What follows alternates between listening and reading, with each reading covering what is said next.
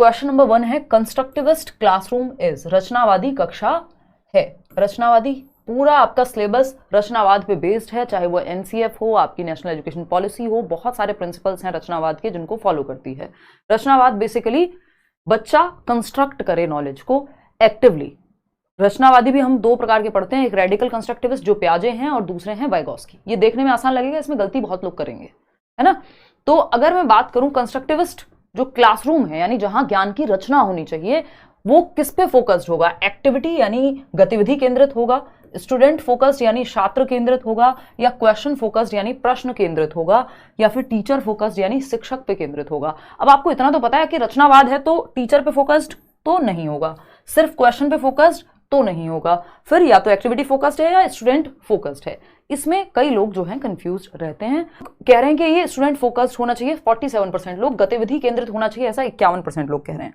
मैं भी बहुत बार आपको कहती हूँ कि जहां बच्चा एक्टिव है वो ऑप्शन बढ़िया है, लेकिन यहां हमने गड़बड़ कर दी है, ये 51% लोग गलत जवाब दे रहे हैं। एक्टिविटी फोकस्ड नहीं, क्लासरूम होगा स्टूडेंट फोकस्ड, ठीक है ना, क्लासरूम होगा स्टूडेंट फोकस्ड। अगर बच्चा फोकस्ड है, बच्चा फोकस में है, सेंटर में है बच्चा, तो एक्टिविटी अपने आप होगी क्योंकि बच्चे का नेचर ही एक्टिविटी करना, ठीक है ना। तो छात्र केंद्रित क्लासरूम होगा क्योंकि ये जो रचनावाद है ये प्रोग्रेसिव एजुकेशन। एक क्वेश्चन और 2018 में इस तरह का आया था, इवन आई थिंक 19 या 18 में, और बहुत सारे टीचर्स ने गलत भी बताया था कि वो क्वेश्चन ये था कि प्रोग्रेसिव एजुकेशन जो प्रगतिशील शिक्षा या चाइल्ड सेंटर्ड एजुकेशन जो बाल केंद्रित शिक्षा है वो एक्टिविटी सेंटर्ड क्लासरूम होती है या चाइल्ड सेंटर्ड या स्टूडेंट सेंटर्ड होती है। तो उसमें भी लोगों ने एक्टिविटी सेंटर्ड कह दिया था, जबकि उसका जो सही आंसर था ऑफिशियली भी और वैसे भी जो होना चाहिए वो यही था कि स्टूडेंट सेंटर्ड होनी चाहिए क्लासरूम। बच्चे को अगर हम ध्यान में रखेंगे तो बच्चे के हिसाब से एक्टिविटी प्लान होगी, ये नहीं है कि एक्टिविटी के हिसाब से बच्चा प्लान हो जाएगा। एक्टिविटी तो एक टीचर सेंटर्ड क्लासरूम में भी होती है, समझ रहे हो, जहां टीचर की चल रही है, जो पारंपरिक क्लासरूम है टीचर सेंटर्ड, वहां पे भी एक्टिविटीज तो होती ही है। लेक्चर मेथड में भी कुछ तो एक्टिविटी आप करा सकते हो, अपनी मर्जी से टीचर एक्टिविटी करा सकता है, लेकिन क्या कोई भी एक्टिविटी फोकस में हो तो चल जाएगा? नहीं, बच्चे को सेंटर में रख के जो एक्टिविटी होगी वो सही जवाब है। अगर यहां स्टूडेंट फोकस्ड होता ही नहीं तो हमें मजबूरन एक्टिविटी के साथ जाना पड़ता। तो यहां पे जो जवाब है वो छात्र केंद्रित होगा, चाहे यहां पे चाइल्ड सेंटर्ड एजुकेशन लिखा होता, प्रोग्रेसिव एजुकेशन लिखा होता, कंस्ट्रक्टिविज्म लिखा है, बेसिकली बच्चा सेंटर में होगा और बच्चे के हिसाब से एक्टिविटीज होंगी। ऐसा नहीं, एक्टिविटीज तो दोनों ही क्लास में होती हैं। तो यहां पे स्टूडेंट फोकस्ड या स्टूडेंट सेंटर्ड होना चाहिए, चाहे यहां पे ऑप्शन आपका चाइल्ड सेंटर्ड कर देता ऊपर रचनावाद की जगह, ठीक है। और रचनावाद में दो नाम बहुत इंपॉर्टेंट हैं, आपको याद रखना है। एक तो रचनावाद क्या कहता है, बच्चे को रखो एक्टिव, लेकिन बच्चे के हित में प्लान करके चीजें, ये नहीं सिर्फ एक्टिव रखो कुछ भी कराते रहो, नहीं, स्टूडेंट को फोकस में रख के एक्टिविटी कराना है, ठीक। आपका जो नेशनल करिकुलम फ्रेमवर्क 2005 है वो भी इसी पे बेस्ड है, या जो भी एनसीएफ है अभी 2023 में। अगर हम देखें यहां पे फोकस में तो इसको रखा ही जाएगा। अगर हम यहां पर देखें तो ये आपका नेशनल एजुकेशन पॉलिसी भी बच्चे को एक्टिव रखने पे फोकस करेगी। कंस्ट्रक्टिविस्ट जो लोग हैं, हम जनरली दो प्रकार के लोगों को, जो दो रचनावादी हैं जो हमारे सिलेबस में हैं, एक है सोशल कंस्ट्रक्टिविस्ट यानी जो समाज के साथ मिलकर बच्चा जो है रचना करेगा ज्ञान की, ये कहते हैं, वो आप जानते हैं वाइगॉस्की हैं, है ना, सामाजिक रचनावादी। दूसरे हैं रेडिकल कंस्ट्रक्टिविस्ट जिनको हम उग्र रचनावादी कहते हैं, जो कहते हैं बच्चे की एक्टिविटी को सेंटर में रखो, समाज सेंटर में नहीं। तो ये प्याजे हैं। कौन है? प्याजे चचा या जीन प्याजे। तो ये ध्यान में हमें बात रखनी है कि रचनावादी कौन लोग, जो बच्चे को एक्टिविटी करके सिखाने पे फोकस करें कि बच्चा क्या है, एक्टिव कंस्ट्रक्टर ऑफ नॉलेज है, ज्ञान का सक्रिय निर्माता है। चलिए क्वेश्चन नंबर 2 पे चलते हैं। थोड़ा सा ध्यान रख के क्वेश्चन सॉल्व करना है, ऐसे ही क्वेश्चन होंगे, लगेंगे हल्के और आप वहीं गिर जाएंगे, ठीक है, फिर उठा भी लेंगे, कोई बात नहीं। Choose the correctly matched pair of stages with the characteristics proposed by Jean प्याजे। और ऐसे क्वेश्चन नहीं होंगे कि बेतुके, बिल्कुल जो पेपर से जिनका कोई रिलेशन नहीं है, मैंने अपनी ईगो सेटिस्फाई करने के लिए डाल दी हूं, ये काम मैं नहीं करती हूं, ठीक है ना। सेकंड क्वेश्चन का जवाब दो फटाफट से। जीन प्याजे द्वारा प्रस्तावित विशेषताओं के साथ चरणों की सही ढंग से मेल खाने वाली जोड़ी का चयन करना है। यानी जीन प्याजे की 4 स्टेजेस हैं, जिन्होंने पढ़ा है प्रीवियस वीडियोस से उनको पता ही होगा। मैंने सिंपल आपको फंडा बताया हुआ है, SPCF, ये हमारा निमोनिक है, शॉर्ट ट्रिक कह लीजिए आप इसको। SPCF ये 4 स्टेजेस हैं जीन प्याजे के संज्ञानात्मक विकास की, यानी प्याजे के कॉग्निटिव डेवलपमेंट की। Sensory motor, pre operational, concrete operational और फॉर्मल ऑपरेशनल, ठीक है जी। अब सेंसरी मोटर स्टेज की अगर मैं बात करूं तो ये जन्म से 2 वर्ष तक होती है। Can engage in make believe play, तो जन्म से 2 वर्ष में बच्चा मेक बिलीव प्ले होता है, बच्चे डॉक्टर खेलते हैं, अलग अलग रोल में आ जाते हैं। मेक बिलीव प्ले जो है वो आएगा आपका 2 से 7 वर्ष में, प्री ऑपरेशनल में, ना कि सेंसरी मोटर में, ठीक है। तो यहां से जवाब दीजिएगा ध्यान में रख करके। अब देखो यहां पे बात समझते हैं कहानी है क्या। अलग अलग जवाब सब अपनी मर्जी से दिए जा रहे हैं, कोई सही जवाब आ नहीं रहा। सेंसरी मोटर ये नहीं होगा क्योंकि ये प्री ऑपरेशनल में आता है। डॉक्टर डॉक्टर खेलना या मेक बिलीव प्ले जो है वो प्री ऑपरेशनल सेकंड स्टेज में, पहली में नहीं आएगा। प्री ऑपरेशनल स्टेज पूर्व संक्रियात्मक अवस्था, एनिमिस्टिक थिंकिंग यानी सजीव चिंतन, कि बच्चे को लगता है अगर ये पेन गिरा है तो इसको भी चोट लगी होगी, यानी निर्जीव चीज भी सजीव है। मतलब उसको लगता है टेबल से चोट लगी है तो टेबल ने मारा है उसको। कहते नहीं चींटी मर गई, बच्चा गिर जाता है, उसको बड़ा अच्छा लगेगा, हाँ यार चींटी भी मर गई चलो। मतलब उसको लग रहा है कि निर्जीव चीज में भी जान है। एनिमिस्टिक थिंकिंग है उसकी, प्री ऑपरेशनल स्टेज में होती है, बिल्कुल सही बात है, ये पॉइंट तो करेक्ट हो गया भाई। फिर आते हैं कॉन्क्रीट ऑपरेशनल स्टेज पे, capable of using symbols for symbols. क्या इस स्टेज में बच्चा सिंबल्स की जगह सिंबल्स को यूज करना सीख जाता है? इसी बार के पेपर में पूछा हुआ था इसी भाषा में, और आप लोग लुढ़क जा रहे हैं इस वाले क्वेश्चन में।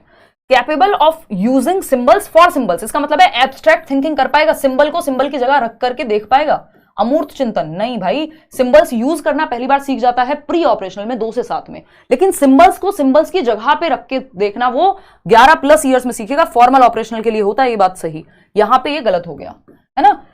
यूजिंग सिंबल्स फॉर सिंबल्स का मतलब है, क्वेश्चन पेपर में पूछा भी गया था इस बार भी, अगर आपको याद हो तो मैं बता भी देती हूं, 1 मिनट रुकना, कि अगर हम बात करें यहां पर, देखना एक बार, अगर हम बात करें, मैं वो पेंसिल देख रही थी, using symbols for symbols, symbols for symbols, symbols for symbols, symbols क्या होते हैं? ABCD या कुछ भी सिंबल हो सकता है भाई। सिंबल्स फॉर सिंबल्स में क्या होगा? लेट एक्स, एक्स को मान लिया आपने किसी एक चीज की वैल्यू, ये है यूजिंग सिंबल्स फॉर सिंबल्स। नहीं तो हम कॉन्क्रीट चीजों के लिए यूज करते हैं कि अच्छा इस रिमोट को बच्चे ने फोन की तरह मान लिया, सिंबॉलिक हो गया एक तरह से, ठीक। तो ये आपका 11+ ईयर्स में आती है ये एबिलिटी, यानी एब्स्ट्रैक्ट अमूर्त चिंतन, जो सामने नहीं है उस पर सोच पाना, ठीक। तो यहां पे ये बात भी गलत हो गई। फिर बचता है फॉर्मल ऑपरेशनल यानी औपचारिक संक्रियात्मक, कैपेबल ऑफ हाइपोथेटिको डिडक्टिव थिंकिंग। तो ये जो परिकल्पनात्मक निगमनात्मक चिंतन है, डिडक्टिव थिंकिंग यही आती है इंसान में। इंडक्टिव थिंकिंग पहली बार कॉन्क्रीट ऑपरेशनल में आएगी, और भी मैं चीजें अभी बताऊंगी। तो फॉर्मल ऑपरेशनल जो है वो यहां पे सही हो गया, हाइपोथेटिकल थिंकिंग यही आएगी कि इंसान, अगर हम बात करते हैं डॉक्टर मनमोहन सिंह की, तो भैया बहुत बड़े इकोनॉमिस्ट या साइंटिस्ट लोगों में ये बहुत पाई जाती है कि उन्होंने प्रिडिक्ट कर दिया बहुत साल पहले कि भाई उस टाइम पे मंदी आने वाली थी, समथिंग लाइक दैट। तो बहुत या साइंटिस्ट लोग हैं वो बहुत पहले से कुछ प्रिडिक्ट कर पा रहे हैं, इसका मतलब हाइपोथेसिस, परिकल्पना कर पा रहे हैं, और तब डिडक्टिव लॉजिक पे आ पा रहे हैं। तो फर्स्ट और ये बहुत हाईएस्ट लेवल है, सेकंड और फोर्थ ऑप्शन हमें यहां सही लग रहा है, that means C option is the right answer. C, तो आंसर यहां से चूज करना है, थोड़ा सा इस तरह के क्वेश्चंस पूछे जाते हैं। तो third option, second and fourth सही है, बाकी के दोनों यहां गलत हो जाएंगे। अच्छा, 1-2 चीजें और हैं जो मैं आपको एक्स्ट्रा में बता देती हूं फटाफट से। जो आपकी कॉन्क्रीट ऑपरेशनल स्टेज है, जो थर्ड स्टेज है, ये मैंने प्याजे पे अलग से क्वेश्चंस इस बार भी कराए हुए हैं, अगर आपने देखा होगा। कॉन्क्रीट ऑपरेशनल 7 से 11, मूर्त संक्रियात्मक अवस्था, कॉन्क्रीट चीजें, जो चीजें सामने हैं उन पे लॉजिक आ जाता है, यानी जिन चीजों को टच और फील कर सकता है बच्चा, उनके बारे में लॉजिक आ जाएगा, है ना। अभी अमूर्त चिंतन नहीं आया कि जो सामने नहीं है उस पर भी सोच पाए। तो अगर हम देखें यहां तो कुछ चीजें हैं, CCS की एबिलिटी आ जाती है, बहुत आता है पेपर में, इससे क्वेश्चन जरूर आता है। CCS बोले तो क्लासिफिकेशन, यानी चीजों की प्रॉपर्टी के आधार पर उनको विभाजित करना, कि अगर किसी चीज का कलर एक जैसा है तो ब्लैक चीजों को एक साथ, या फिर अगर कोई सर्कल है तो सर्कल को एक साथ, स्क्वायर है तो स्क्वायर को एक साथ, यानी क्लासिफाई कर पाना चीजों की विशेषताओं या फीचर्स के आधार पे, ये क्लासिफिकेशन की एबिलिटी आ जाएगी। और क्या आ जाता है भाई बताओ? कंजर्वेशन, संरक्षण। क्लासिफिकेशन को हम वर्गीकरण कहते हैं हिंदी में, कंजर्वेशन बहुत इंपॉर्टेंट है। कंजर्वेशन यानी संरक्षण, के अगर आप एक छोटे बर्तन से बड़े बर्तन में भी पानी को पलट देंगे या किसी भी चीज को, तो वो बराबर ही रहेगा, यानी वॉल्यूम चेंज नहीं होता शेप और साइज बदलने से। चाहे मैं 200 ml पानी इस बॉटल में डालूं, इस ग्लास में डालूं, बराबर ही रहेगा, इसकी शेप चेंज होने से ग्लास और बॉटल में क्वांटिटी नहीं बदलेगी। ये चीज कंजर्वेशन है, जो कहां आती है? यही कॉन्क्रीट ऑपरेशनल में आती है। फिर आता है सीरिएशन। सीरिएशन है छोटे से बड़े क्रम में और बड़े से छोटे क्रम में, किसी एक क्वालिटी के आधार पर आप लगा पा रहे हैं, जैसे अपवर्ती और अनुवर्ती क्रम, जो डिसेंडिंग और असेंडिंग ऑर्डर में चीजों को लगाते थे, ठीक है। ये बेसिक चीजें आ जाती हैं। इंडक्टिव रीजनिंग भी यहीं पे आ जाती है। इंडक्टिव क्या होती है? एग्जाम्पल टू रूल जाना। डिडक्टिव होती है रूल टू एग्जाम्पल जाना। इंडक्टिव रीजनिंग यानी पहली बार जो तर्क आता है, आगमनात्मक चिंतन, निगमन कहेंगे इसको, आगमन कहेंगे, निगमनात्मक नहीं, आगमनात्मक ही है। तो आगमन चिंतन जो है, आगमन तर्क जो है, वो यहीं पे आएगा पहली बार, ठीक। तो ये बेसिक बेसिक सी चीज़ें हैं जो हमें ध्यान रखनी चाहिए इस स्टेज को लेके। ऐसे ही बाकी स्टेजेस की भी अपनी विशेषताएं हैं, उन पर भी हम धीरे धीरे आएंगे, एक समय पे इतना ही समझेंगे। चलिए आगे आएंगे क्वेश्चन नंबर 3 पर।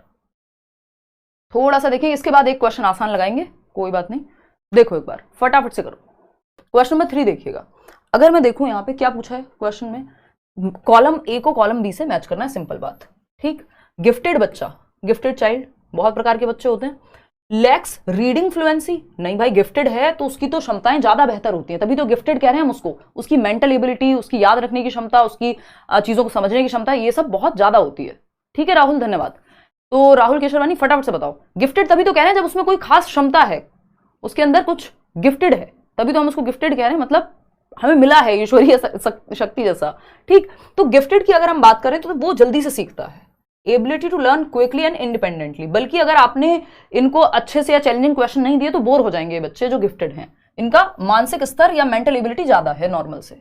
3 प्रकार के गिफ्टेड होते हैं, उसमें बाद में आएंगे, बट इनकी जो एबिलिटी होती है वो ज्यादा होती है, कमिटमेंट ज्यादा होती है, जब तक तोड़ेंगे नहीं तब तक छोड़ेंगे नहीं, और क्रिएटिविटी इनकी जो है वो ज्यादा होती है, यानी कुछ नया करने की क्षमता इनके अंदर होती है। ये रेंजोली ने 3 लक्षण बताए थे गिफ्टेड बच्चों के। लर्निंग डिसेबल्ड, यानी इसको कोई सीखने में समस्या है।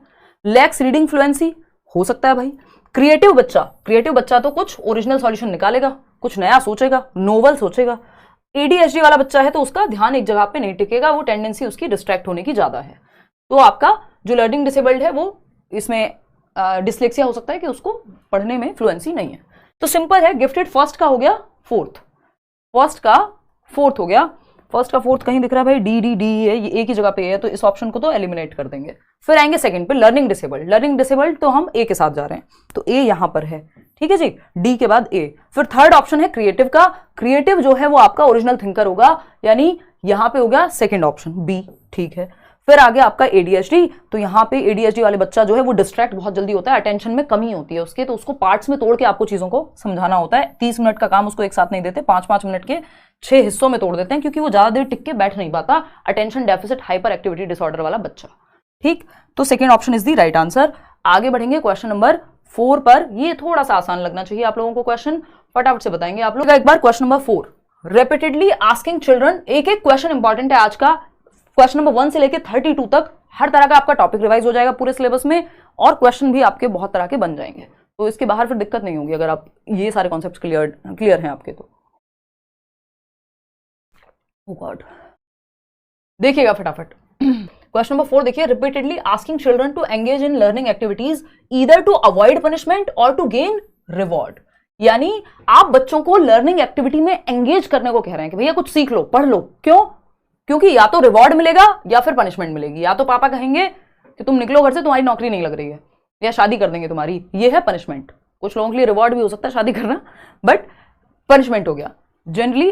जैसी ठीक है, आते हैं, खैर इस बात को साइड रखेंगे। तो पनिशमेंट से बचने के लिए और रिवॉर्ड को पाने के लिए आपको पढ़ाई करनी है, ऐसी चल रही है दुनिया। बट ये पेडागॉजी के हिसाब से बहुत अच्छी अप्रोच नहीं है, ये हमारी मजबूरी है, ये हमारा क्या कहेंगे, बहुत ही विडंबना कह लीजिए इस चीज को, कि सारा सोसाइटी या बहुत सारी चीजें, जैसे कॉम्पिटिटिव एग्जाम्स की तो पूरा फंक्शन ही ऐसे कर रही हैं चीजें, 1-2% लोगों को छोड़ दें तो, कि लोग मजबूरी में या नौकरी जरूरी है, वो सब रीजंस ज्यादा हैं हमारे, हमें घर की गरीबी मिटानी है, जरूरत है, ये सब चीजें, और वो पर्सनल जो इंटेंशन है या बहुत इंटरेस्ट है वो बहुत कम लोगों का है ना। तो लेकिन हमें स्कूल में बच्चे को उसका इंटरेस्ट से पढ़ाना है, ना कि पनिशमेंट के भय से या रिवॉर्ड के लालच में। बहुत अच्छी तबीयत है अनिल अभी पहले से। डिक्रीज एक्सट्रिंसिक मोटिवेशन, अभी बताऊंगी उसको। बाहरी अभिप्रेरणा कम होती है इससे, नहीं ये तो बाहरी ही है। बाहरी क्या है? जिसका रीजन बाहर हो। 2 तरह की मोटिवेशन है, एक इंटरनल एक एक्सटर्नल। तो ये एक्सटर्नल को ही तो प्रभावित करेगा, डिक्रीज क्यों करेगा? पनिशमेंट से बचने के लिए रिवॉर्ड आप पा रहे हो तो आप काम कर रहे हो, तो इसके साथ तो जा नहीं रही बात। इंक्रीजेस इंट्रिंसिक मोटिवेशन, आंतरिक अभिप्रेरणा तो बनेगी नहीं, क्योंकि आंतरिक अभिप्रेरणा कैसे बढ़ेगी? बाहरी कारण से। आंतरिक अभिप्रेरणा के लिए तो आपको सीखने में मजा आता है, कोई काम को करने में, ये आंतरिक अभिप्रेरणा है। Learning for the sake of learning, for the Joy of learning. ऐसे नहीं कि मेरे को अगर साइकोलॉजी पढ़ना पसंद है तो मैं नहीं भी पढ़ा रही हूं तब भी पढ़ लूंगी, ठीक है ना। Would encourage children to focus on mastery rather than performance goals, यानी मास्टरी लर्निंग बेस्ट होती है। 3 प्रकार की ओरिएंटेशन होती हैं या गोल्स होते हैं एक तरह से, ये पेपर में पूछा जाता है हर बार, पिछली बार भी आया था, और ये मैंने आपको मैराथन में भी सबसे पहले बताया हुआ है। एक है आपका performance oriented, performance oriented goals, performance orientation goals, कि आपकी मोटिवेशन किस रीजन से है। दूसरा है आपको ये चतुर है, वो 3 इडियट्स का चतुर याद कर लीजिए, जिसको फर्स्ट आना है, रट्टा लगाओ चाहे कुछ भी हो, फर्स्ट आना है, ठीक। दूसरा है आपका फेलियर अवॉइडेंस, ये राजू रस्तोगी है, बस जिसको पास हो जाना है किसी भी तरह से, कहीं फेल ना हो जाऊं, 90 नंबर आ जाए सीटेट में। जिन्होंने लास्ट में पढ़ना शुरू किया होगा उनकी स्थिति ऐसी होगी कि फेलियर से बचना है बस, ठीक है ना। ये राजू रस्तोगी मान लीजिए 3 इडियट्स का, ठीक। बहुत साल से ये एग्जाम्पल्स में देती हूँ, अब तो बहुत लोग यूज करने लग गए।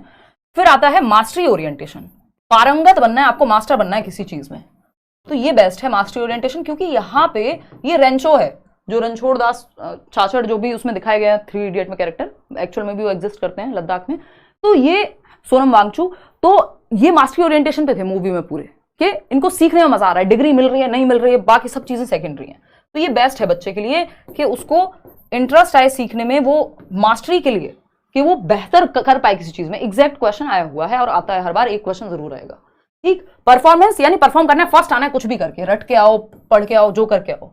फेलियर अवॉइडेंस है, बस फेलियर से बच जाऊं, तो जितने मान लीजिए सीटेट में 60% चाहिए और कैटेगरी में चाहिए आपके 55%, तो इतने आ जाएं बस, ठीक। ये है फेलियर अवॉइडेंस। मास्टरी ओरिएंटेशन है, मेरे को एक एक टॉपिक आता हो, मुझे जानना है सब कुछ, मुझे पूरा सिलेबस पढ़ना है, मुझे मजा आता है, ये है मास्टरी ओरिएंटेशन। नंबर जितने आएंगे अपने आप आ जाएंगे, तो ये मास्टरी ओरिएंटेशन है, बेस्ट इसमें से मास्टरी ओरिएंटेशन है, ठीक। तो ये यहाँ पे फोकस करेगा मास्टरी ओरिएंटेशन पे। नहीं भाई, जब वो पनिशमेंट से बचने के लिए पढ़ रहा है तो कहां से मास्टरी पे ध्यान होगा, उसको तो बस किसी तरह से पास होना है ना, तो ये गड़बड़ है। Decreases children's natural interest and curiosity involve in learning, यानी बच्चे के अधिगम में बच्चों की स्वाभाविक अभिरुचि तथा जिज्ञासा कम हो जाती है इस चीज से, कि मेरा नेचुरल इंटरेस्ट किसमें है, इसमें मैं जान ही नहीं पाऊंगी कभी। क्यों? क्योंकि अगर मुझे चाइल्ड डेवलपमेंट एंड पेडागोजी में मजा आ रहा है सीटेट के एक सब्जेक्ट में, तो मुझे टेंशन इस बात की मुझे मैथ्स भी पढ़ना है, मुझे ये भी पढ़ना है, मुझे वो भी पढ़ना है। तो अगर नेचुरल इंटरेस्ट इंसान नहीं जान पाएगा, क्योंकि पूरा ध्यान है बस फेलियर से बचना है, पनिशमेंट से बचना है, रिवॉर्ड मिलेगा, तो इसमें जो आपके अंदर का नेचुरल, किस चीज में आप सच में अच्छा कर सकते थे, वो निकल के ही नहीं आ पाएगा, मौका ही नहीं मिलेगा। तो स्वाभाविक जो अभिरुचि या जिज्ञासा है, जो क्यूरियोसिटी है, जो इंटरनल मोटिवेशन है, वो पता ही नहीं लगेगा। इंटरनल का मोटिवेशन का तो तब पता लगेगा, आंतरिक का तो जब आपको पता तो हो आपका इंटरेस्ट किस में है। तो fourth option is the right answer. आगे बढ़ेंगे, क्वेश्चन नंबर 5 देखिएगा फटाफट से, ध्यान से जवाब दीजिएगा, इसमें आप लोग गलतियां करेंगे। क्वेश्चन का जवाब दीजिए, बातों में नहीं लगेंगे। A teacher identifies the difficulty in pronunciation of a child while reading English prose loudly, this may be called. एक शिक्षक हैं जो अंग्रेजी गद्य को, एक प्रोज पढ़ रहे हैं, कोई पैराग्राफ है इंग्लिश का, बच्चा वो पढ़ रहा है पैराग्राफ मान लीजिए, पढ़ते समय एक बच्चे के उच्चारण में यानी उसके प्रोनाउंसिएशन में दिक्कत है, वो प्रोनाउंसिएशन को ही प्रोनाउंसिएशन बोलता है, ठीक है ना। मान लेते हैं एक एग्जांपल है, दिमाग को, या दिमाग को तो दिमाग बोल देते हैं लोग हिंदी में, लेकिन इंग्लिश का है तो ऐसे बहुत सारे वर्ड्स हैं जिनको गलत हम बोलते ही हैं।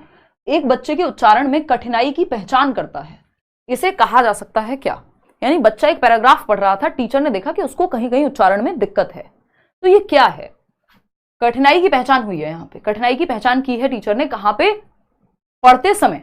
तो ये असेसमेंट ऑफ लर्निंग तो होगा नहीं, क्योंकि ये प्रोसेस के दौरान, पढ़ने के दौरान ही चल रही है ये प्रोसेस। और assessment of learning end of the term, या जब लास्ट में आप एग्जाम दे रहे हैं, लर्निंग के बाद की प्रक्रिया है।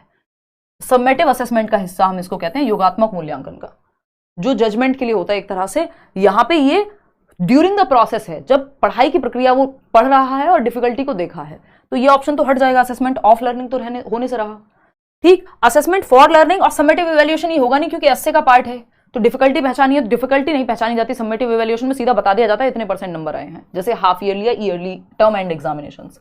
अब ऑप्शन 2 ही बचते हैं हमारे पास, या तो सेकंड होगा या तो फोर्थ होगा। ये जवाब अपने आप में, अगर बोर्ड का मन करे दोनों को सही मान लेगा, लेकिन यहाँ पे होना क्या चाहिए? होना चाहिए डायग्नोस्टिक टेस्टिंग।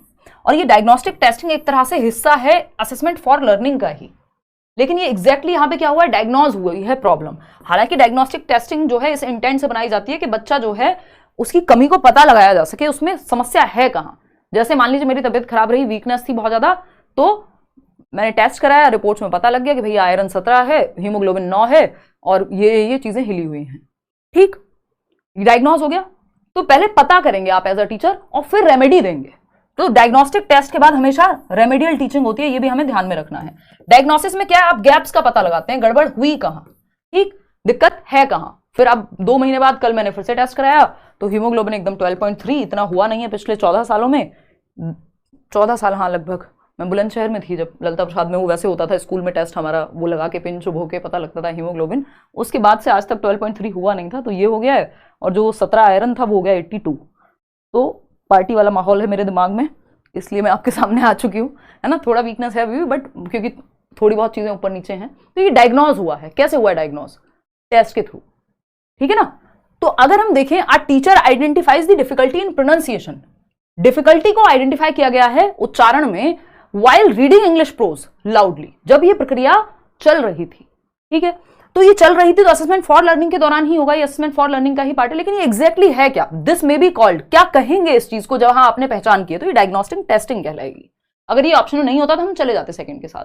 तो फोर्थ सही है, यहाँ पे ज्यादातर लोगों ने सही जवाब दिया है। इसके बाद रेमेडी दी जाती है कि बच्चों को दोबारा एक्स्ट्रा क्लास देनी है या कहाँ, उसके पता आपको चलेगा किस क्षेत्र में दिक्कत है, डायग्नोस्टिक टेस्ट से, निदानात्मक परीक्षण से। तो क्वेश्चन नंबर 6 देख लो, fill the gap about the relationship between language and thought, भाषा और विचार के संबंध के बारे में सही गैप को भरना है।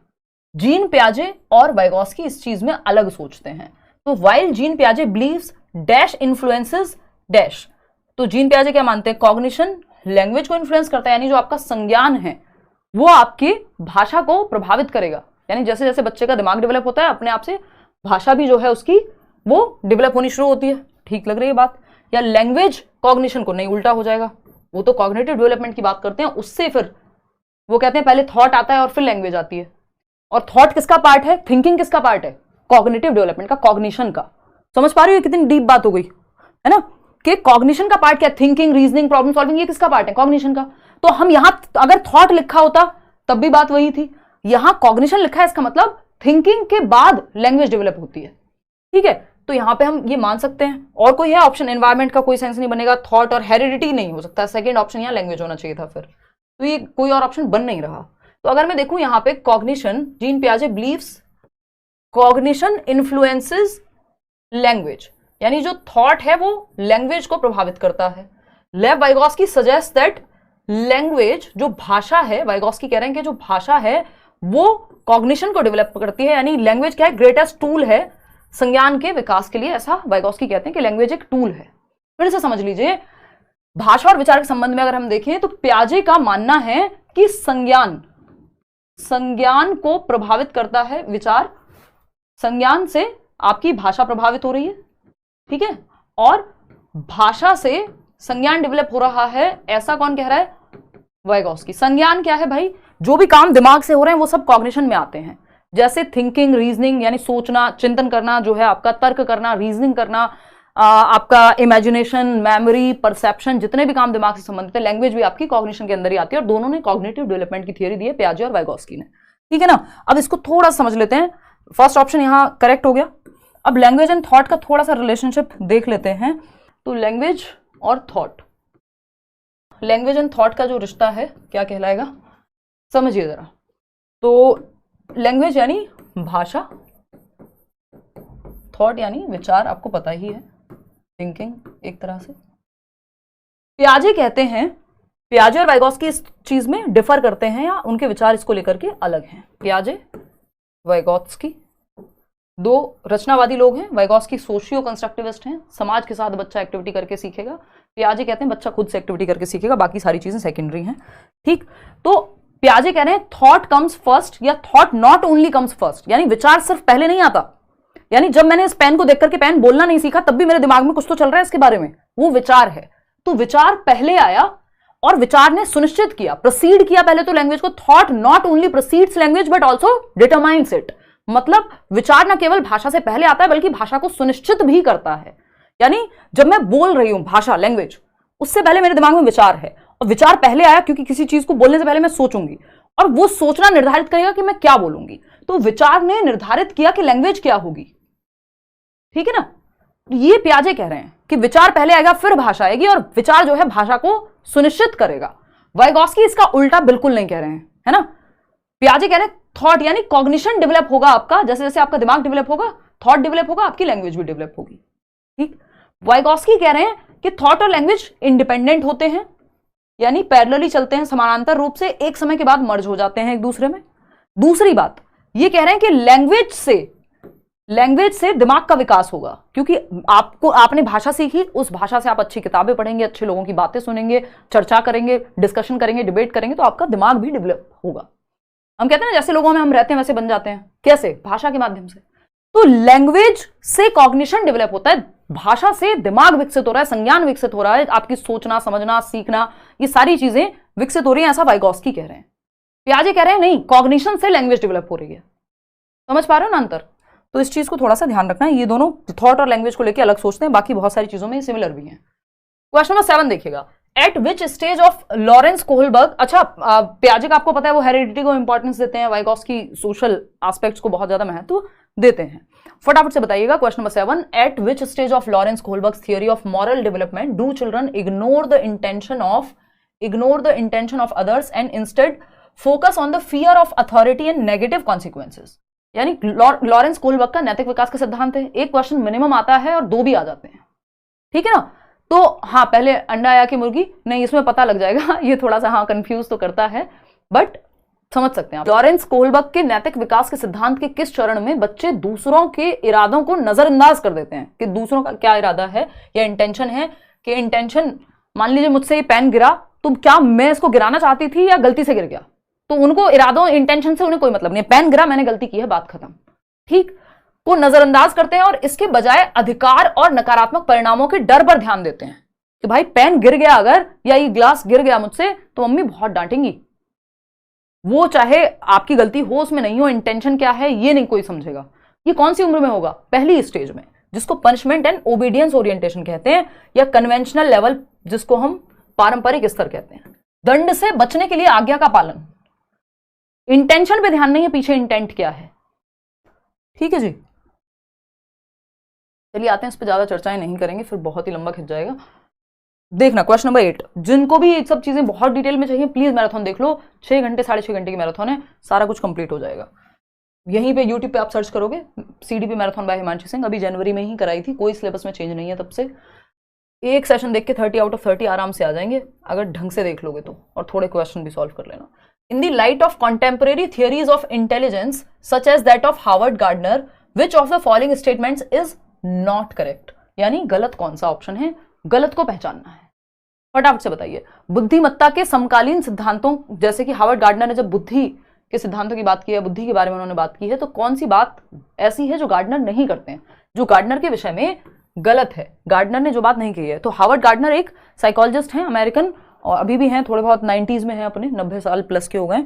इन्होंने मल्टीपल इंटेलिजेंस का सिद्धांत दिया है, पेपर में एक क्वेश्चन मिनिमम, कई बार ऐसा भी हुआ है कि 2 भी आए हैं। तो आपको ये देखना है कि मल्टीपल इंटेलिजेंस, MI नाम का जो इनका सिद्धांत है, उसमें 8 प्रकार की बुद्धि है। इन्होंने कहा बुद्धि कोई एक सिंगल चीज नहीं है, कह रहे हैं आप लोग। चलिए देखते हैं कौन सी बात गलत है। Intelligence can be accurately predicted by administering standardised test. देखिए गार्डनर टेस्ट के खिलाफ बिल्कुल है, IQ टेस्ट के खिलाफ बिल्कुल है, स्टैंडर्डाइज्ड टेस्ट के खिलाफ, बुद्धि के परीक्षण के खिलाफ है। एक तरह से बुद्धिमत्ता को मानकीकृत परीक्षाओं के द्वारा सटीक रूप से जांचा जा सकता है या बतलाया जा सकता है, ये बात गार्डनर नहीं कहते। ये बात गलत है, और जो गलत है वही सही है, क्योंकि पूछा ही गलत था, नॉट लिखा हुआ था आपका क्वेश्चन में। तो ये बात तो सही लग रही है, इस पे समझेंगे क्यों गलत है। Intelligence comprises of several independent intelligences. ये बातें आपको, बाकी की 3 बातें गार्डनर की थियरी के बारे में बताएंगी, इनको पढ़ना जरूरी है। बुद्धिमत्ता के अंतर्गत कई स्वतंत्र बुद्धियां आती है, यानी कई प्रकार की इंडिपेंडेंट इंटेलिजेंस है। जैसे किसी में लिंग्विस्टिक इंटेलिजेंस होगी, यानी भाषा पे बहुत अच्छी पकड़ होगी, किसी में स्पोर्ट्स को लेकर के काइनेस्थेटिक इंटेलिजेंस होगी, दौड़ने भागने में बहुत अच्छा होगा, किसी के अंदर धुन बजाने की या म्यूजिक को लेकर के इंटेलिजेंस होगी तो म्यूजिकल इंटेलिजेंस है। यानी कई प्रकार की, 8 प्रकार की बुद्धि की इन्होंने बात की है। तो इंडिपेंडेंट होती है स्वतंत्र रूप से, जरूरी नहीं है कोई गणित में खराब है तो जीवन में भी खराब होगा, कोई उसके अंदर टैलेंट नहीं होगा, ऐसा बिल्कुल जरूरी नहीं है। Intelligence according to Gardner, intelligence is a complex interplay of heredity and environmental factors. हाँ भाई होता ही है, आपकी जो हेरिडिटी एंड एनवायरमेंट का जो फैक्टर है, यही 2 चीजें हैं, इसके अलावा तीसरी कोई चीज तो है नहीं। जो इंटरेक्शन है आपकी हेरिडिटी से, या तो कोई चीज मिली है आपको जीन्स से, या फिर एनवायरमेंट के साथ आपने अडॉप्ट की है जेनेटिक, उसके इंटरेक्शन के बाद, ठीक है ना, क्लियर है। चलिए खैर समझते हैं। इंटेलिजेंस एक कॉम्प्लेक्स इंटरप्ले, हाँ भाई। Intelligence can B nurtured by providing appropriate stimulus, नहीं मतलब अच्छा हाँ ठीक है, कि सही एनवायरमेंट अगर आप दे रहे हैं स्टिमुलेटिंग, जहां बच्चों को मौके मिल रहे हैं डिबेट के, डिस्कशन के, बहुत सारी चीजों के, तो उसका बुद्धि का स्तर बेहतर होगा, सीख पाएगा वो चीजें, ठीक है। फर्स्ट ऑप्शन गलत है। अब आपको यहाँ पे सिंपल पता है कि मल्टीपल इंटेलिजेंस की जो थियरी है, बहुबुद्धि का सिद्धांत, एक तो ये जो स्टैंडर्डाइज टेस्ट की बात थी यहाँ पे कि इंटेलिजेंस को मेजर किया जा सकता है वो भी एक्यूरेटली स्टैंडर्डाइज टेस्ट लेके, तो नहीं हो सकता, ये गार्डनर इसके खिलाफ है, ये बात सिंपल हमें याद रखनी है। दूसरा नंबर 9 देखिएगा, असर्शन और रीजन वाला क्वेश्चन है, अभिकथन और तर्क। असर्शन क्या है? A major influence on adolescents gender roles and stereotypes is exerted by films and advertisement, यानी किशोरों की जेंडर भूमिकाओं, यानी जो लैंगिक भूमिकाएं हैं व रूढ़िवादिताएं हैं, उनके प्रति दृष्टिकोण और मूल्यों को निर्धारित करने में विज्ञापन और फिल्में एक बड़ा प्रभाव डालती हैं। कि एडोलेसेंट्स यानी टीनेजर्स, एक तरह से जो 13 to 19 की एज में हैं, है ना, या 12 से 18, या WHO की माने तो 10 से 19 वर्ष के बीच एडोलेसेंट्स, किशोर या किशोरी, ठीक। तो यहाँ पे बहुत सारे चेंजेस आपके अंदर हो रहे होते हैं। इसको तनाव एवं तूफान का काल कहा है स्टैनली हॉल ने, है ना। साइकोलॉजिकल चेंज से लेके हर तरह के चेंजेस, हीरो वर्शिप, बहुत सारी चीजें हैं जो यहाँ पे होती हैं एडोलेसेंस में। मैक्सिमम दिमाग का विकास भी यही हो जाएगा, ठीक है। तो जेंडर रोल के लड़कियों को ऐसे रहना चाहिए, लड़कों को वैसा रहना चाहिए, ये सारी चीजें मीडिया से बहुत ज्यादा इंस्पायर्ड होती हैं। कि आपने देखा घड़ी, या कोई भी घड़ी छोड़ देते हैं, कोई भी एक डिटर्जेंट है मान लीजिए, तो उसके एड में बहुत सारी फीमेल्स आ रही हैं। या घर के सामान की अगर हम बात करें, किचन के यूटेंसिल्स हैं तो उसमें सिर्फ फीमेल्स ही आती हैं, है ना। टॉयलेट क्लीनर हैं तो उसमें भी फीमेल ही आ रही हैं। जो भी काम घर के, उन सब के एडवर्टीजमेंट में, टीवी में सिर्फ फीमेल्स ही आती हैं। तो दिमाग में क्या बैठ जाएगा देखने वाले टीनेजर के कि भाई ये काम तो लड़कियों का होता है, मैं क्यों करूं। अगर कोई लड़का है 18 साल का, उसको कहा जाए बेटा खाना बना लो या ये किचन साफ कर दो, वो कहेगा मेरा काम थोड़ी है, तो मेरी बहन का काम है। कहां से इंस्पायर्ड है? मीडिया से। अगर मीडिया में ऑपोजिट भी दिखाया जाएगा, जो कि आज के समय में दिखाया जाता है कि किसी डिटर्जेंट के एड में सलमान खान आ रहे हैं, कोई और आ रहा है, या कोई हार्पिक के एड में मेल भी इंक्लूडेड हैं, तो वो क्या है, एक तरह से बैलेंस कर रहे हैं वहां पे चीजों को, ठीक है ना। कि हाँ, जेंडर रोल्स और स्टीरियोटाइप्स कि नहीं ये काम सिर्फ लड़कियों का, ये परंपरा जो हमें एक तरह की बना दे रहे हैं यहाँ पे, ये फिल्म और एडवर्टीजमेंट से बहुत प्रभावित होती है। ये बात एकदम सही है, क्योंकि जिस तरह की आप मूवीज देख रहे हैं, जिस तरह की आप चीजें कर रहे हैं, बहुत प्रभाव पड़ता है। हम अगर देखें तो बचपन में छोटी थी, मैंने देखा आसपास उस टाइम पे वो तेरे नाम मूवी आई थी एक सलमान खान की, पता नहीं कितने लोग गांव में सेम हेयर स्टाइल फॉलो करने लग गए थे, या आज भी ये चीज होती ही है। और अगर हम बात करें आपकी अभी जो एनिमल मूवी आई थी, उस पर बहुत विवाद रहा। उसका एक रीजन यही है कि भाई जो टीनेजर है, जिसका दिमाग उतना अभी वो पक्का नहीं हुआ है, अपने आप में थोड़ा सा इधर उधर जाने की स्थिति है, तो लोगों के दिमाग को मूवीज इन्फ्लुएंस करती हैं। ये तो आपके बेंड्यूरा भी कहते हैं और कितनी थियरीज मिल जाएंगी। तो ये चीज सही है, बिल्कुल सही है कि इन्फ्लुएंस हो रहे हैं बच्चे, ठीक। रीजन क्या है इसका? Media is a powerful primary agency of socialisation for children, यानी मीडिया क्या है, एक प्राइमरी एजेंसी है सामाजिकरण की। यहां इन्होंने गड़बड़ कर दी। प्राइमरी एजेंसी नहीं है ये, प्राइमरी एजेंसी परिवार है, उसके बाद दुनिया देखते हैं आप, ठीक है ना। तो ये सेकेंडरी एजेंसी है, गौड़वाहक है। ये फॉल्स हो गया, ए सही था। तो A is true but R is false. तो इस चीज को हम ध्यान रखेंगे। सोशलाइजेशन पे एक ही क्वेश्चन आता है, सामाजिकरण क्या है? एक ऐसी प्रक्रिया जिसमें हम समाज में रहना सीखते हैं, समाज के तौर तरीके, नियम, कायदे, कानून सीखते हैं, है ना।